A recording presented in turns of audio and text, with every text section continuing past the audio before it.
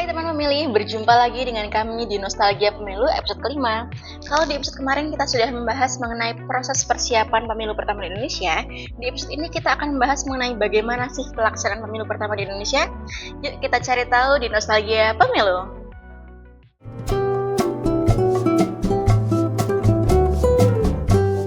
Jadi pemilu pertama dilaksanakan dalam 2 tahap. Tahap pertama pada tanggal 29 September 1955 untuk memilih anggota DPR, dan tahap kedua dilaksanakan pada tanggal 15 Desember 1955 untuk memilih anggota konstituante yang tugasnya adalah untuk menyusun konstitusi baru buat Indonesia.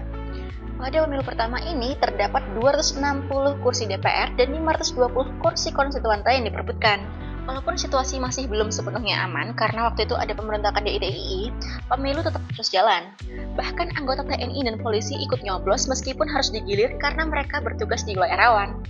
Pemilu pertama ini diikuti lebih dari 30 partai politik dan ratusan calon independen, tapi berhasil diselenggarakan dengan aman, lancar, jujur, dan adil. Bahkan banyak yang bilang ini adalah pemilu paling demokratis dalam sejarah Indonesia. Gak heran kalau negara lain pun ngasih pujian ke kita. Yang bikin kagum lagi, meskipun banyak pejabat tinggi yang nyalon, kayak Perdana Menteri ataupun Menteri aktif, semuanya bertanding dengan fair dan gak ada yang menggunakan fasilitas negara untuk kampanye. Makanya rakyat percaya dan semangat banget untuk nyoblos.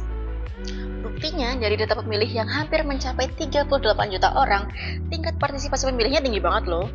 Untuk pemilu DPR, tingkat partisipasinya sebesar 87,65%, sedangkan pemilu konstituante sebesar 91,54%.